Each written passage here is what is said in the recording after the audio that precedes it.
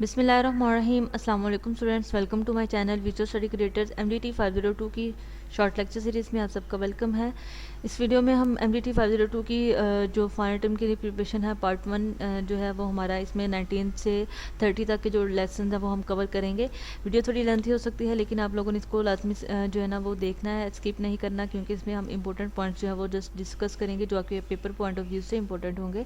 तो सबसे पहले लेसन नंबर 19 में देखें टीम क्या है, टीम हम क्यों यूज़ करते हैं। ठीक है, सबसे पहले तो हम देखते हैं टीम क्या होती है। टीम जो है एक ऐसा लोगों का ग्रोह है जिसमें जो गोल होता है वो सेम होता है। ठीक है, आप लोगों ने सिंपल ये याद रखना है कि जो ग्रुप होता है उसमें लोगों का जो गोल होते हैं वो अलग अलग होते हैं, लेकिन टीम में गोल सेम होता है। ठीक है, अब हम टीम जो है वो क्यों यूज़ करते हैं, यहाँ पे कुछ जो है ना वो पर्सपेक्टिव्स हैं जिनकी हमें ज़रूरत होती है, इसलिए इसके लिए हम टीम जो है ना वो यूज़ करते हैं। उसके बाद डिसीजन जो उसकी एक्सेप्टेंस है डिसीजन की वो क्रिटिकल हो जाती है। उसके बाद जो प्रॉब्लम्स हैं वो कम्प्लेक्स होती हैं, मुश्किल होती हैं। ठीक है, उसके बाद जो इंडिविजुअल्स हैं उनकी जजमेंट जो है वो रिलायबल नहीं होती, यानी उसके ऊपर हम रिलाई नहीं कर सकते। उसके बाद जो इंडिविजुअल्स होते हैं वो रिस्क नहीं लेना चाहते, जो ज़रूरी रिस्क है ठीक है वो नहीं लेना चाहते। उसके बाद अगर हम डेवलप करना चाहते हैं टीम मेंबर्स में टीम रिलेटेड स्किल्स को, तो हम क्या करते हैं, टीम जो है वो क्रिएट करते हैं, टीम बनाते हैं। ठीक है, तो ये था, इसमें ये इम्पोर्टेंट था, आप लोगों ने इसको देख लेना। उसके बाद नेक्स्ट है group decision making. Group decision making में इसके एडवांटेजेस एंड डिसएडवांटेजेस आप लोगों ने याद करने हैं। पहला फ़ायदा क्या है इस ग्रुप डिसीजन का कि इसमें बहुत ज़्यादा नॉलेज जो है ना वो होता है। ठीक है, पहला फ़ायदा ये कि इसमें बहुत ज़्यादा नॉलेज होता है, बहुत ज़्यादा लोग जो हैं जब मिल के डिफरेंट जो सोल्यूशन प्रोवाइड करते हैं प्रॉब्लम के, तो इसमें क्या होता है बहुत ज़्यादा नॉलेज जो है ना वो गेन हो जाता है। उसके बाद इसमें डिसीजन की एक्सेप्टेंस जो है ना वो बढ़ जाती है। ठीक है, और उसके बाद इसमें डिसीजन की जो ग्रेटर अंडरस्टैंडिंग हो जाती है, यानी प्रॉब्लम की अंडरस्टैंडिंग जो है वो बढ़ जाती है। ठीक है, उसके बाद इसमें जो डिसएडवांटेजेस हैं अगर हम उसकी बात करें तो उसमें प्रेशर होता है कि ग्रुप्स में कि हम किसकी बात माने, यानी हमें कंफर्म नहीं होता कि हमें किसकी बात माननी चाहिए और किसकी जो है ना हमें डिनाई करनी चाहिए। तो उसमें सेकंड जो इसका डिसएडवांटेज है वो ये कि इसमें फोर्सफुल मेंबर्स जो है ना वो डोमिनेट करते हैं, यानी वो फोर्स करते हैं कि हमारी बात को माना जाए। और थर्ड इसका ये डिसएडवांटेजेस है कि जो है ना इसमें बहुत ज़्यादा टाइम जो है ना रिक्वायर होता है। ये सिंगल जो इंडिविजुअल होता है उसकी जो डिसीजन मेकिंग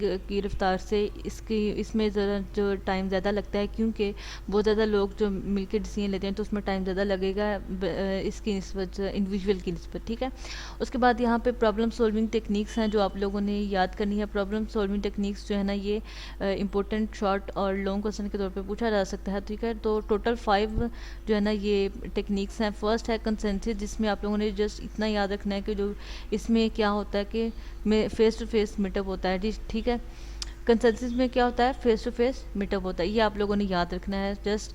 उसके बाद ब्रेनस्टॉर्मिंग में क्या होता है, इसमें बहुत ज़्यादा आइडियाज़ जो है ना वो जनरेट किए जाते हैं। ये एक ऐसा प्रोसेस है जिसमें बहुत ज़्यादा आइडियाज़ जो जनरेट किए जाते हैं। नॉमिनल ग्रुप टेक्निक में क्या होता है कि इसमें जो आइडियाज़ जनरेट किए जाते हैं उनके ऊपर इवेलुएशन होती है। ठीक है, उनको इवेलुएट किया जाता है, उनको एनालाइज किया जाता है एंड देन उसके ऊपर प्रोसीजन जो है ना नेक्स्ट प्रोसेस किया जाता है। उसके बाद डेल्फी टेक्निक्स में ये होता है कि फेस टू फेस इंट्रैक्शन नहीं होती। ठीक है, कंसेंसस में हमने देखा कि फेस टू फेस इंट्रैक्शन होती है और डेल्फी टेक्निक्स में फेस टू फेस इंट्रैक्शन नहीं होती। यानी कि जैसे आप लोगों के अभी जो विजुअल यूनिवर्सिटी के इंस्ट्रक्टर्स होते हैं तो वो आपको पढ़ा रहे होते हैं यूट्यूब पे, LMS पे जो लेक्चर्स आप लोगों को मिलते हैं या यूट्यूब पे मिलते हैं, तो वो आप लोगों को पढ़ा तो रहे होते हैं लेकिन उसमें फेस टू फेस मीटअप नहीं होता। ठीक है, और वो लीडर्स भी होते हैं आपके और आपको टास्क जो है ना वो असिस्ट कर रहे होते हैं, डिस्ट्रीब्यूट कर रहे होते हैं। ठीक है, और आपको जो है ना आंसर करना होता है। ठीक है, अब अगर आप लोग MDB को देखें तो MDB में ये भी यही होता है कि जो इंस्ट्रक्टर्स होते हैं वो आपके साथ फेस टू फेस इंटरेक्ट नहीं करते, लेकिन वो आपके हर एक जो क्वेश्चन होता है उसका आंसर ज़रूर करते हैं और आप भी हर एक जो है ना वो क्वेश्चन से कर सकते हैं। ठीक है, उसके बाद है computer assisted group. Computer assisted group नाम से जाहिर है कि जो इसमें क्या चीज़ें हम देखेंगे, इलेक्ट्रॉनिक मीटिंग्स होती हैं, ठीक है। इंटरनेट के थ्रू जो भी टेक्निक्स होती हैं, इंटरनेट टेक्निक्स उसको बोलते हैं इलेक्ट्रॉनिक मीटिंग्स। यानी इसमें ये होता है कि एक हाउस होल्ड शेयर टेबल के गिर जो है ना वो 50 से ज़्यादा लोग बैठ जाते हैं और उसके बाद जो भी इनको प्रॉब्लम दी जाती है तो वो कंप्यूटर पे सोल्व करते हैं, ठीक है। उनको कंप्यूटर पे सोल्व करते हैं। अब इसका फ़ायदा क्या होता है कि इसमें जो है ना इलेक्ट्रॉनिक मीटिंग्स होती हैं तो इसमें होनेस्टी बहुत होती है, ठीक है। इसमें यानी कोई भी जो बेईमानी है वो हम नहीं कर सकते, कंप्यूटराइज काम होता है सारा, उसमें स्पीड भी होती है, ठीक है। उसके बाद सोशल लॉफिंग की बात करें तो सोशल लॉफिंग में जो है ना वो एक ये मोटिवेशन प्रॉब्लम है जो जिसमें ये होता है कि इंडिविजुअल्स जो हैं वो अपनी एफर्ट को लूज़ कर देते हैं किसी भी ग्रुप में काम करते हुए, ठीक है, या फिर वो अकेले काम करते हैं, ठीक है। जब इंडिविजुअल्स जो हैं वो अकेले काम करते हैं तो उनकी एफर्ट जो है ना वो ज़्यादा होती है बजाय इसके कि वो ग्रुप में काम करें। ग्रुप में जो जब लोग मिलके काम कर रहे होते हैं तो इसमें एफर्ट जो है वो कम होती है, तो इससे इंडिविजुअल्स जो है वो अपनी एफर्ट जो है ना वो लूज़ कर देते हैं। सोशल लॉफिंग जो है ना वो दो वजह से जो है ना अकर होती है, दो वजूहत हैं इसकी, ठीक है। अगर आपसे पेपर में पूछा जाए तो ये आप लोग लिखेंगे, individuals in a group think that they will not receive positive outcomes for performing. Individuals होते हैं वो ये सोचते हैं कि जो इनको कोई भी काम करेंगे तो उनको पॉजिटिव रिस्पॉन्स नहीं दिया जाएगा, ठीक है। और दूसरी ये कि उनकी जो एफर्ट है वो अनइम्पोर्टेंट है, यानी उसकी कोई अहमियत नहीं है, ठीक है। उसके बाद ये आप लोगों ने जस्ट रीड कर लेना है। लेसन नंबर 20 में देखें तो कम्युनिकेशन क्या होती है। इसमें देखेंगे कम्युनिकेशन सिंपल वर्ड्स में अगर हम इसकी बात करें तो ये एक ऐसा प्रोसेस है जिसमें इंफॉर्मेशन जो है ना वो शेयर की जाती हैं, ठीक है। इसके 2 कंपोनेंट्स हैं, sharing information and treating of a common understanding, ठीक है। तो ये आप लोगों ने जस्ट याद रखना है। उसके बाद यहाँ पे इसके प्रोसेस की बात करते हैं तो इसमें क्या होता है, सिंपली अगर इसकी डायग्राम से हम समझने की कोशिश करें तो सबसे पहले इसमें इनकोडिंग होती है। कोई भी मैसेज होता है उसको इनकोड किया जाता है, उसके बाद चैनल जो है वो सिलेक्ट किया जाता है, चैनल कौन सा जिस पे हम जो जिसके थ्रू हम इसको भेजना चाह रहे होते हैं। जैसे हम यूट्यूब पे अगर कोई चीज़ अपलोड कर रहे हैं तो ये हमारा चैनल क्या है, यहाँ पे यूट्यूब है, ठीक है। उसके बाद डिकोडिंग है, ठीक है। जो भी रिसीवर है उसको रिसीव कर रहा है उसको देन डिकोड करेगा उसको, ठीक है। उसके बाद उसका फीडबैक जो है वो प्रोवाइड किया जाएगा, उसमें कौन सा सोर्स यूज़ किया जाएगा। तो ये सारी जो है ना ये प्रोसेस इसमें बात हो रही है। कॉन्टैक्ट्स क्या होता है, जो भी आप मैसेज देना चाह रहे होते हैं, आप जो भी आप आइडियाज़ वगैरह सोचते हैं उसको कॉन्टैक्ट्स बोलते हैं। पार्टिसिपेंट्स में क्या चीज़ें आ जाएंगी, सेंडर एंड रिसीवर आ जाएगा। सेंडर क्या, भेजने वाला, और रिसीवर जो है वो मैसेज वसूल करने वाला, ठीक है। उसके बाद मैसेजेस क्या है, जो भी हम इंफॉर्मेशन जो है वो शेयर करना चाहते हैं, सेंडर को जो है वो सेंडर जो है वो दूसरे लोगों को जो शेयर करना चाहता है, जो बताना चाहता है, उसको मैसेजेस कहते हैं। अब यहाँ पे 2 इंपॉर्टेंट चीज़ें हैं। मैसेज जो है ना वो क्लियर तब होता है जब वो इजीली इंटरप्रेट हो जाए, यानी उसको इजीली जो है ना वो अंडरस्टैंड किया जा सके। और मैसेज जो है वो कंप्लीट तब होता है जब उसमें जो भी इंफॉर्मेशन है वो दूसरे जो है ना एक कॉमन अंडरस्टैंडिंग हो रही, यानी सेंडर और रिसीवर के दरमियान कॉमन अंडरस्टैंडिंग हो। ये नहीं कि आप जो मैसेज भेज रहे हैं तो दूसरा जो है उसको समझ नहीं पा रहा, उसको कुछ भी समझ नहीं आई, तो वो आपका मैसेज जो है ना वो कंप्लीट नहीं होगा, ठीक है। उसके बाद इनकोडिंग की बात करें तो इनकोडिंग जो है ना वो सिंपल, आपने ये डेफिनेशन जो है ना वो लिख देनी है, translating the message into symbols और language that the receiver can understand.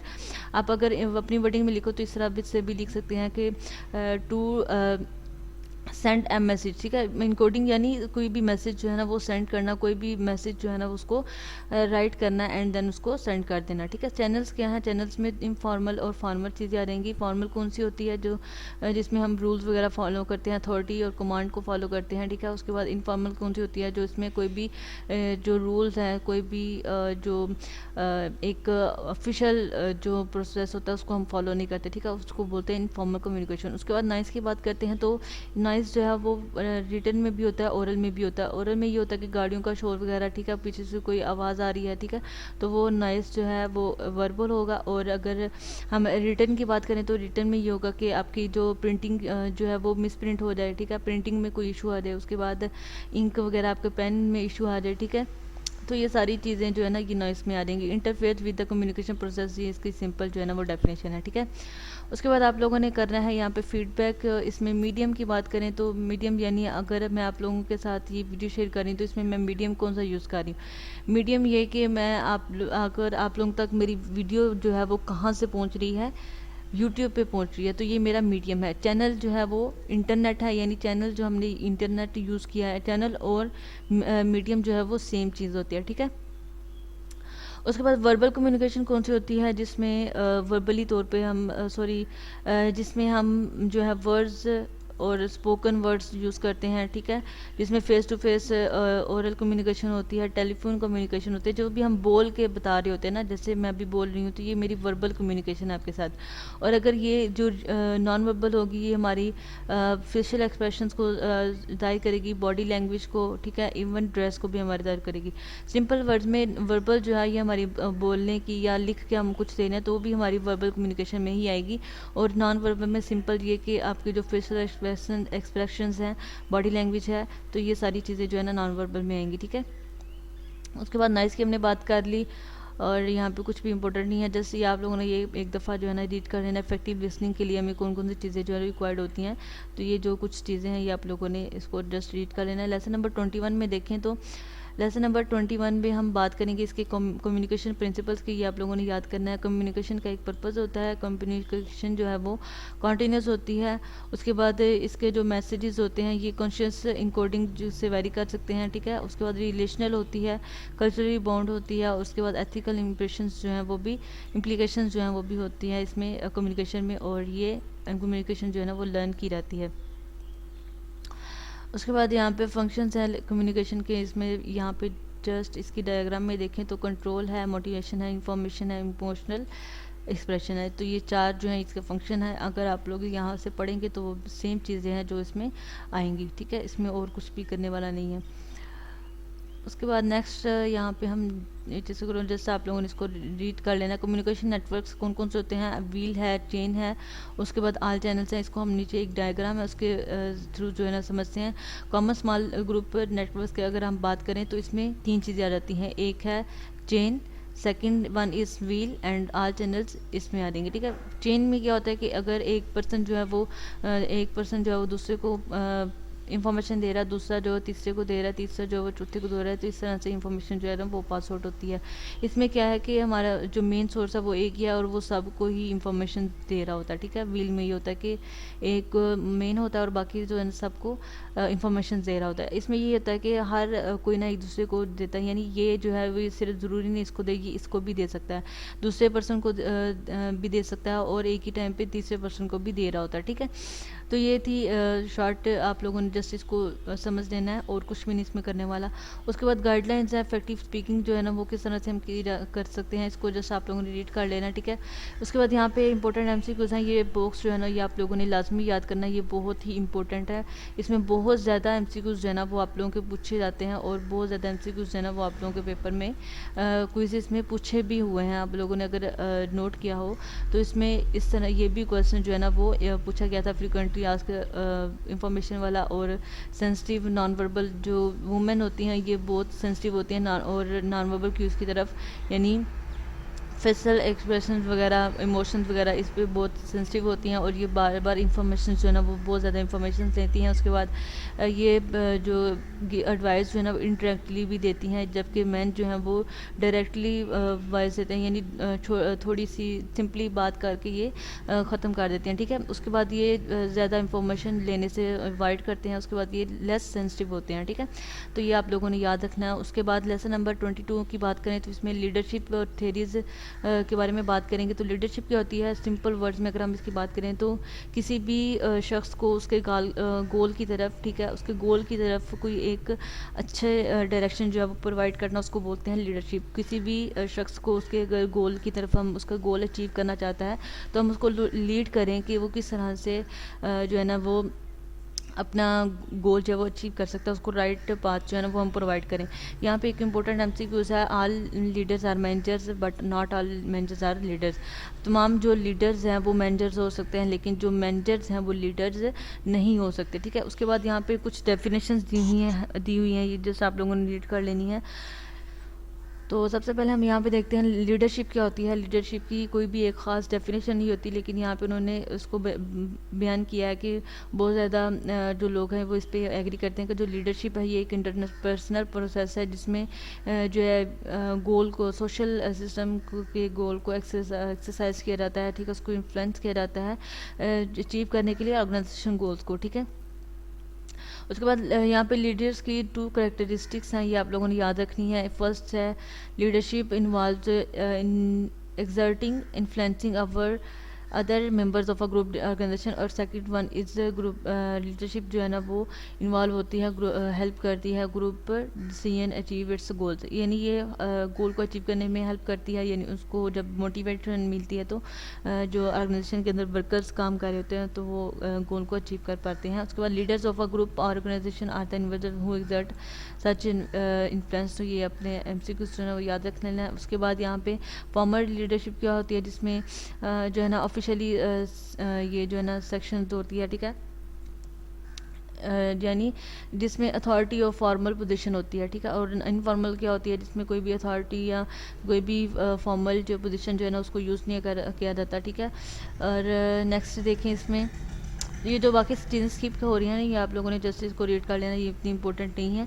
यहाँ पे थेरीज ऑफ लीडरशिप है, जिसमें ट्रेड थेरी ऑफ लीडरशिप है। अगर आप ये डायग्राम जो है वो इसको अच्छे से समझ लें तो जिसमें यही है कि थेरीज जो ट्रेड थेरीज हैं लीडरशिप की, उसमें एम्बिशन और एनर्जी होती है। अगर आपके पास क्वेश्चन आता है तो आप लोग इसको जस्ट ये पॉइंट्स जो हैं वो लिख सकते हैं, ठीक है। उसके बाद 6 ट्रेड्स हैं लीडरशिप, जो लीडर्स को जो है ना वो डिफ़र करती है लीडर्स और नॉट लीडर्स में। तो ये ट्रेड्स जो है ये आपके पेपर के लिए इंपॉर्टेंट हैं कि आपसे पूछ सकते हैं कि जो ट्रेड्स हैं वो ऐसे ट्रेड्स बताएं जो कि लीडर्स और नॉट लीडर्स में जो है ना डिफ़र करती हैं। तो आप लोगों ने ये जस्ट 5 से 6 ट्रेड्स हैं जो आप लोगों ने इसको याद कर लेना है। उसके बाद ये जो हाईलाइटेड हैंडल्स हमने इसमें यूज़ किया वो अभी आप लोगों को मिल जाएंगे, ठीक है। कंसिडरेशन क्या होता है, कंसिडरेशन होता है कि किसी भी गोल को अचीव करने के लिए ट्रस्ट बिल्ड करना, लीडर का ट्रस्ट जो है ना वो बिल्ड करना फॉलोअर्स में, ताकि वो उनके साथ गुड रिलेशनशिप्स जो है ना वो क्रिएट कर सके। गुड रिलेशनशिप होंगे तो वो जो है ना वो फ्रेंडली बात करेंगे और उसके बाद वो गोल्स जो है वो अचीव कर सकेंगे, ठीक है। इसकी जो फर्दर डिटेल्स हैं वो हम नेक्स्ट पढ़ेंगे। इसमें देखते हैं इनिशिएटिंग स्ट्रक्चर क्या होता है। Initiating structure refers to leaders behaviour that shows that work is completely and subordinate perform their job, यानी इसमें ये होता है कि लीडर्स का ये बिहेवियर शो करता है कि वर्क जो है ना वो कंप्लीट हो गया और जो सबऑर्डिनेट्स जो है ना वो उन्होंने अपना जो जॉब है वो परफॉर्म कर दिया। यानी सबऑर्डिनेट्स मतलब कि जो वर्कर्स जो है ना वो काम कर रहे होते हैं उसको बोलते हैं सबऑर्डिनेट्स, ठीक है। उसके बाद यहाँ पे बिहेवियर अप्रोच है, इसमें लीडर्स रिवार्ड और पनिशिंग बिहेवियर है, ठीक है। लीडर्स का रिवार्ड और पनिशिंग बिहेवियर क्या होता है। रिवार्ड बिहेवियर क्या होता है, जिसमें ये होता है कि कोई भी टास्क अगर परफॉर्म किया जाए, अगर एक जो एम्प्लॉय है अगर उसने कोई भी टास्क परफॉर्म किया तो उसके ऊपर उसको रिवार्ड देना ताकि उसको ये मोटिवेशन मिले और वो नेक्स्ट जो है ना वो और ज़्यादा अच्छा काम करे। उसके बाद पंचिंग बिहेवियर क्या होता है कि अगर जो लीडर है वो क्या होता है कि वो छोटी से छोटी बात पे जो है ना वो नेगेटिवली रिस्पॉन्स करता है, तो ये पंचिंग बिहेवियर हो गया, ठीक है। उसके बाद ओहियो स्टेट स्टडीज़ हैं। ओहियो स्टेट स्टडीज़ में आप लोगों ने जस्ट इसको रीड कर लेना है। यूनिवर्सिटी ऑफ मिशिगन स्टडीज़ है। तो हम लेसन नंबर 23 में इसको फर्दर देखते हैं, ठीक है जी। उसके बाद नेक्स्ट हम देखते हैं यहाँ पे क्या क्या चीज़ें इंपॉर्टेंट है। अब यहाँ पे देखिए जो हमने ऊपर चीज़ें पढ़ी हैं ना, ठीक है, बिहेवियर थेरीज में 2 थेरीज हैं, ठीक है, ओहियो स्टेट और यूनिवर्सिटी ऑफ मिशिगन। इसमें आप लोगों के फर्दर सब डिवीजन्स हैं, ये आप लोगों ने जस्ट इसके नेम याद रखने हैं। कंसिडरेशन का मैंने बता दिया, इनिशिएटिंग स्ट्रक्चर जो है ना वो भी बता दिया। एम्प्लॉय ओरिएंटेशन क्या होता है कि एम्प्लॉय की तरफ से जो ओरिएंटेड होती है, और प्रोडक्शन ओरिएंटेशन क्या होता है कि जो प्रोडक्ट के थ्रू ओरिएंट करते हैं, ठीक है। तो ये आप लोगों ने याद रखना है। उसके बाद ट्रेड थेरीज है ऑफ लीडरशिप है, इसमें आप लोगों ने जस्ट ये चीज़ें याद रखनी है, ठीक है। अगर आप ये भी याद रखते हैं तो ये भी आप लोगों के क्वेश्चन जो है ना वो कंप्लीट हो जाते हैं, ठीक है। उसके बाद पाथकोल थ्योरी की बात करें तो पाथकोल थ्योरी जो है ना वो रॉबर्ट हाउस ने डेवलप की थी, ये आप लोगों ने याद रखना है, एमसीक्यूज में पूछा जा सकता है। उसके बाद ये थ्योरी जो है ना ये असिस्ट करती है फॉलोअर्स को उनके गोल्स के ऊपर उनको अटेन रखने के लिए, यानी जो फॉलोअर्स हैं, जो भी लीडरशिप के जो फॉलोअर्स हैं, ठीक है, कोई एक लीडर है, ठीक है, उसमें एक लीडर के जो फॉलोअर हैं, यानी जो फॉलोअर उसको फॉलो कर रहे हैं लीडर को, उस जो वो जो फॉलोअर्स हैं उनको गोल्स पर रिटेन रखने के लिए गोल के ऊपर कि वो उनकी अटेंशन बरकरार रखने के लिए ये जो लीडर्स की जॉब होती है उसको बोलते हैं पाथ गोल थेरी, यानी ये इसमें ये चीज़ होती है, ठीक है। पाथ गोल थेरी में इसकी जो ये एक्सप्लेनेशन है ये आप लोगों ने सारी जो है ना वो खुद एक दफ़ा रीड कर लेनी है, इसमें इतना खास इंपॉर्टेंट नहीं है। अगर आपके पास पाथ गोल थेरी के ऊपर नोट आ जाता है तो आप लोगों ने जस्ट ये लिखना है, ठीक है, कि किसने जो है ना डेवलप की थी, उसके बाद ये इसकी डेफिनेशन लिख देनी है। उसके बाद इसको एक दफ़ा पढ़ेंगे तो जस्ट इसकी थोड़ी बहुत एक्सप्लेनेशन जो है वो अपने लफ्ज़ों में दे सकते हैं। उसके बाद यहाँ पे लीडर्स की 4 जो है ना उन्होंने बताई हुई हैं, यहाँ पे टाइप्स बताई हुई हैं, ठीक है। डायरेक्टिव लीडर्स कौन से होते हैं, जिसमें ये जो ना एम्प्लॉयज़ को बताते हैं कि वो क्या एक्सपेक्ट कर रहे होते हैं, ठीक है। यानी लीडर्स जो है ना वो एम्प्लॉयज़ को बताते हैं कि वो क्या एक्सेप्ट करते हैं आपसे, ताकि लीडर्स जो एम्प्लॉयज़ हैं वो अपना काम जो वो अच्छे तरीके से कर सकें, ठीक है। उसके बाद सपोर्टिव लीडर्स के होते हैं, ये फ्रेंडली लीडर्स के साथ जो है ना एम्प्लॉयज़ के साथ जो है ना उसकी कंसल्ट करते हैं उसकी उनकी नीड्स के बारे में, ठीक है। उसके बाद पार्टिसिपेटिव लीडर्स क्या होते हैं, ये कंसल्ट करते हैं एम्प्लॉयज़ के साथ, उनको सजेशंस देते हैं, ठीक है। कोई भी डिसीजन लेने से बस उनको सजेशंस वगैरह देते हैं कि आप ऐसे कर लें ऐसे कर लें, ठीक है। उसके बाद अचीवमेंट ओरिएंटेड लीडर्स के होते हैं, ये चैलेंजिंग गोल सेट करते हैं और एक्सपेक्ट करते हैं कि जो एम्प्लॉयज़ हैं वो उसको हाई लेवल पर जो है ना वो परफॉर्म करेंगे, ठीक हो गया। उसके बाद ट्रांसफॉर्मेशनल एंड चेरिस्मेटिक लीडरशिप है। इसमें चेरिस्मेटिक लीडरशिप को अगर हम सिंपल वर्ड्स में देखें तो ये काइंड लीडरशिप होती है, यानी इसमें कोई भी गुस्सा वगैरह नहीं होता, बहुत आराम जो होते हैं ना आरामदेह लीडर्स जो है ना इसमें लीड होता है, ठीक है। जिसमें बहुत ज़्यादा आराम होता है, ये एबिलिटी होती है कि लोगों को एक विजन की तरफ लाया जाए, ठीक है। और इस काम के लिए उनको जो है ना वो पुरसुकून रहना होता है, ठीक है। पुरसुकून हम इसमें यहाँ पे वर्ड जो है ना वो ले सकते हैं, ठीक हो गया। उसके बाद यहाँ पे ट्रेड्स हैं लीडर चेरिस्मेटिक लीडर्स की, ये आप लोगों ने याद करनी है। उसके बाद 2 टाइप्स ऑफ चेरिस्मेटिक लीडर्स हैं, विजनरी चेरिस्मेटिक लीडर्स हैं और क्राइसिस बेस्ड चेरिस्मेटिक लीडर्स हैं। अब विजनरी में क्या होता है कि जो चेरिस्मेटिक लीडर्स हैं वो उनकी नीड्स और गोल्स के साथ लिंक करती है, ठीक है। जबकि क्राइसिस बेस्ड जो लीडरशिप है इसमें ये है कि जो लीडर्स हैं वो एक्शंस जो है ना कोई भी टास्क परफॉर्म करने के लिए जो एक्शंस रिक्वायर्ड होते हैं उनको उनके ऊपर ये बेस्ड करती है, ठीक है। विजनरी में ये था कि वो जो है ना उनकी नीड्स के साथ लिंक करते हैं, ठीक है, और ये इसमें एक्शंस के साथ लिंक करते हैं, ठीक है। उसके बाद यहाँ पर ट्रांसफॉर्मेशन लीडरशिप क्या होती है, इसमें क्या होता है ट्रांसफॉर्मेशन लीडरशिप क्या होती है, इसमें चेंज करते हैं ऑर्गेनाइजेशन को, ठीक है, ताकि जो भी वो गोल अचीव करना चाहते हैं उनको अच्छे तरीके से अचीव कर सकें। इसलिए उनको अगर कोई एम्प्लॉय जो है ना वो एक इन्वायरमेंट में काम करके बोर जो है ना वो फील कर रहा है तो उसको ट्रांसफॉर्म किया जाता है उस इन्वायरमेंट को, ताकि जो गोल है वो अच्छे से अटेन हो सके, यानी अच्छे से जो है ना अचीव हो सके। ट्रांजेक्शनल लीडर्स क्या होते हैं, ये अप्लाई करते हैं कंटीजेंसी लीडरशिप थेरीज को, ठीक है। उसके बाद ये नेसेसरी रिसोर्सेज जो है ना उसको इंश्योर करते हैं, ठीक है।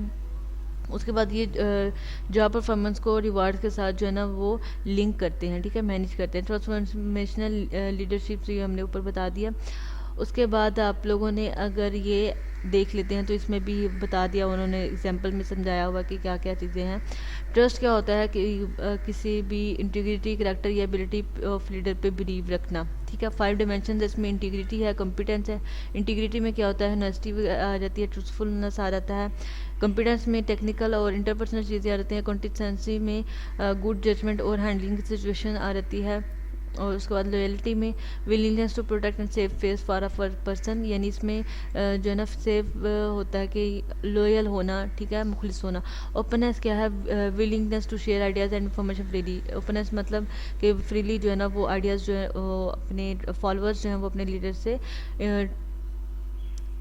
फ्रीली जो है ना वो इन्फॉर्मेशन शेयर कर रहे हैं। उसके बाद टाइप्स एंड ट्रस्ट की यहाँ पे 3 टाइप्स हैं, डिटरनेंस बेस्ड, नॉलेज बेस्ड और आइडेंटिफिकेशन बेस्ड। अब डिटरनेंस बेस्ड कौन सी होती है, जिसमें ट्रस्ट भी होता है लेकिन थोड़ा बहुत खौफ भी होता है कि हम कहीं ना कहीं खौफ ये भी होता है कि कहीं हमें कोई छोड़ ना दो, तो इस तरह से ये खौफ जो है ना ये होता है, ठीक है, ट्रस्ट के साथ। उसके बाद नॉलेज बेस्ड ट्रस्ट होता है।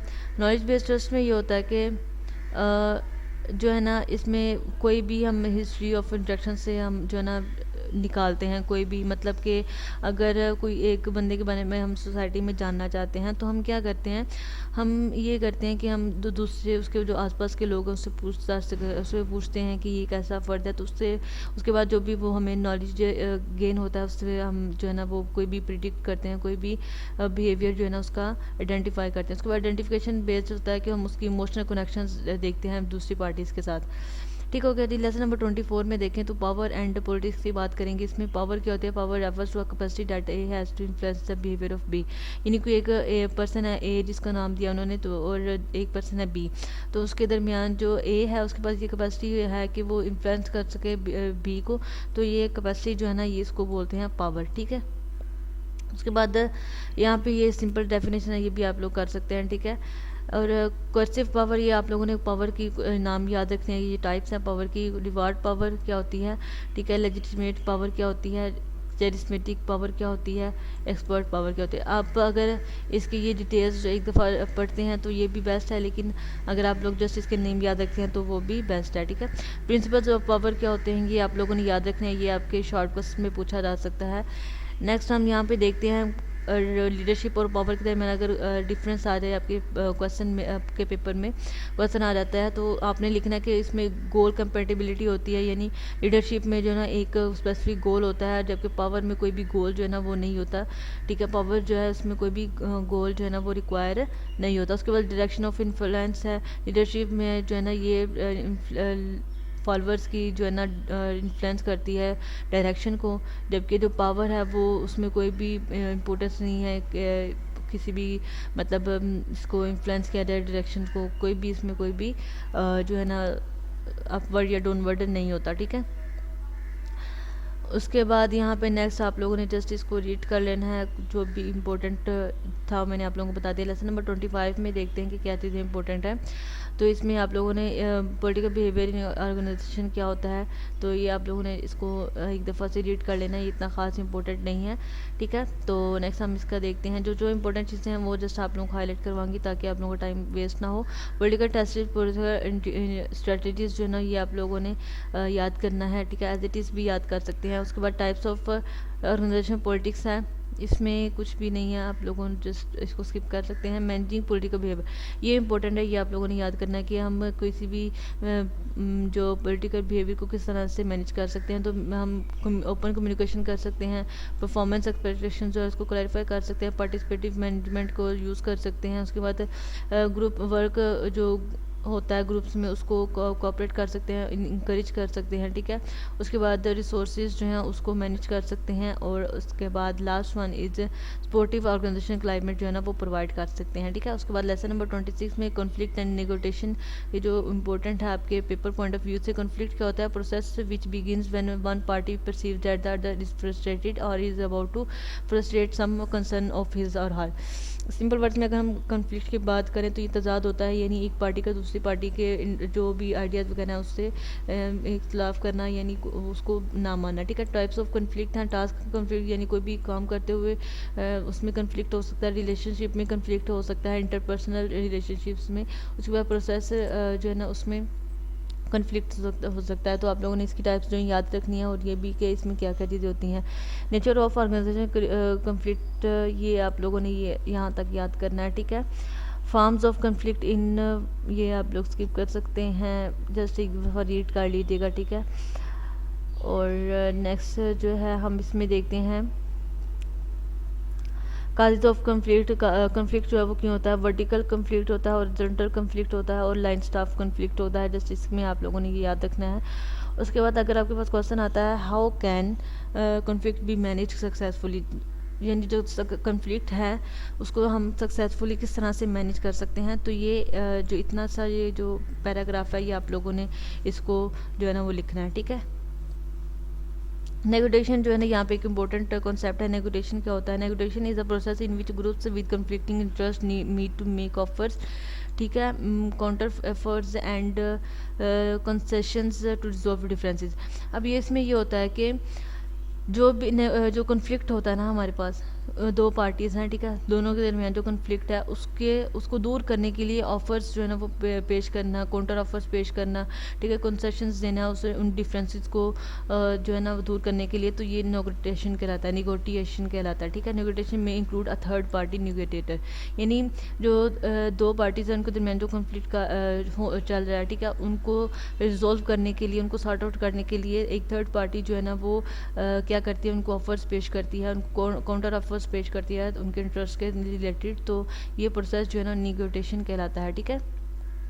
उसके बाद यहाँ पे नेक्स्ट कुछ भी इम्पोर्टेंट नहीं है। लेसन नंबर 27 में मैंने जो भी आप लोगों को बताया है ये आप लोगों के पेपर पॉइंट से इम्पोर्टेंट है, शॉर्ट एंड लॉन्ग क्वेश्चन के हिसाब से, ठीक है। कॉन्फ्लिक्ट की डेफिनेशन हमने पीछे देख ली है, टाइप्स ऑफ कॉन्फ्लिक्ट वही सेम चीज़ें हैं, ठीक है। यहाँ पे अपने सोर्सेज ऑफ कॉन्फ्लिक्ट इन्होंने याद रखना है, कौन कौन से सोर्सेज हैं। ऑर्गेनाइजेशनल हायरार्की है, कंपटीशन है, ठीक है, सेल्फ इमेज है, स्टेरियोटाइपिकल व्यूज़ है, उसके बाद डिफरिंग गोल्स एंड ऑब्जेक्टिव्स हैं, यानी गोल और ऑब्जेक्टिव्स जो डिफर होना, फेलियर्स हैं और रिजल्टेंट ब्लेम फिक्सिंग है, ब्लेम करना एक दूसरे पे, पुअर कोऑर्डिनेशन है, यानी एक्टिविटीज़ में पुअर कोऑर्डिनेशन हो।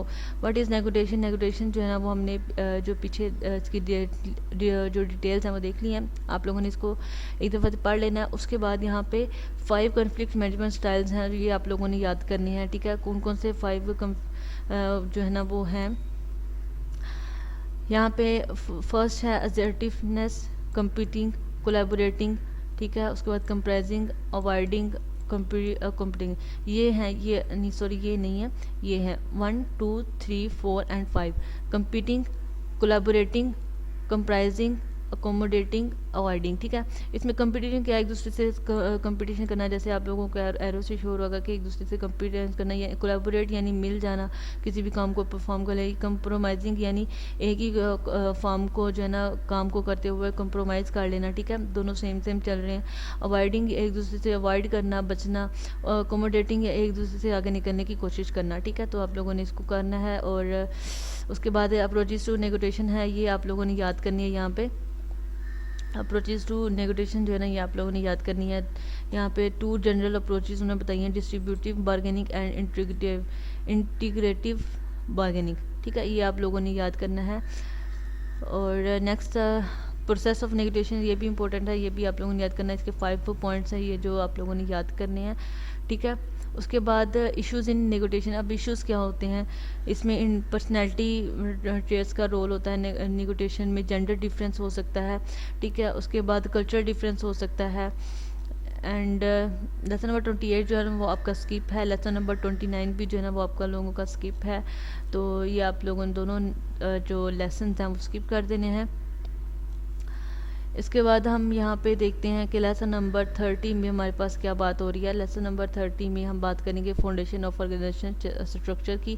तो इसमें ऑर्गेनाइजेशन स्ट्रक्चर क्या होता है, the formal pattern of how people and jobs are group in an organization design.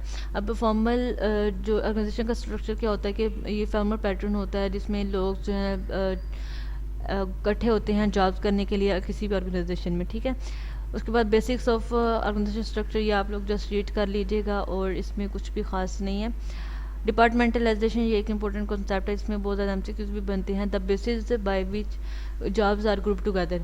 Departmentalisation क्या होता है, ये एक बेसिस होता है जिसमें जॉब्स जो है ना और ग्रुप्स जो है ना वो टुगेदर होते हैं। जैसे अगर किसी भी कॉलेज में जाएँ तो उसमें इंग्लिश डिपार्टमेंट अलग होता है, फिजियोलॉजी अलग होता है, साइकोलॉजी अलग होता है, English, maths, physics, bio, chemistry, ये सारे अलग अलग डिपार्टमेंट होते हैं, ठीक है।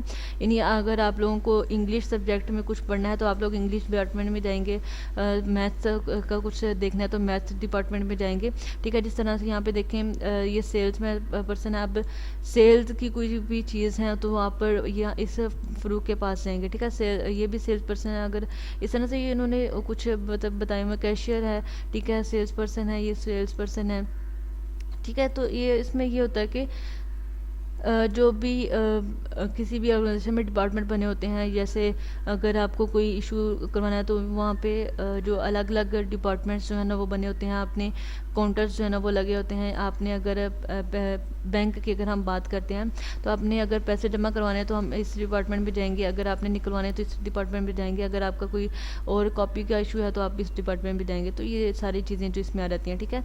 तो ये इसकी थ्री टाइप्स हैं, ये आप लोगों ने याद रखनी है, ये इंपॉर्टेंट है एमसीक्यूज़ के लिए भी, short question and long question दोनों के लिए, ठीक है।